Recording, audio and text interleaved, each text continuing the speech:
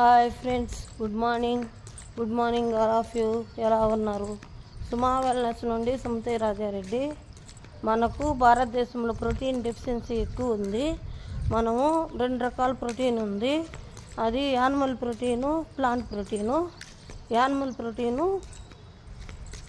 Digest కాదు, 24 hours అవుతుంది. Animal protein soya protein న్యూట్రిషన్లో బెస్ట్ ప్రోడక్ట్ అయిన ప్రోటీను. దాన్ని 1 కేజీకి 1 గ్రామ్ తీసుకోవాలి. 70 కేజీలు ఉన్నప్పుడు 70 గ్రాములు తీసుకోవాలి. చిన్నపిల్లలు ఎక్స్ట్రా తీసుకోవాలి.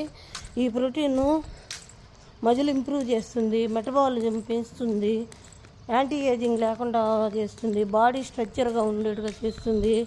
ఎక్స్ట్రా ప్రోటీన్ కావాలన్నప్పుడు మనం చపాతీల్లో, దోశల్లో, ఇడ్లీలో యాడ్ చేసుకోవచ్చు. ఈ ప్రోటీన్ కోసము పన్నీరు, ఎగ్స్, నట్స్,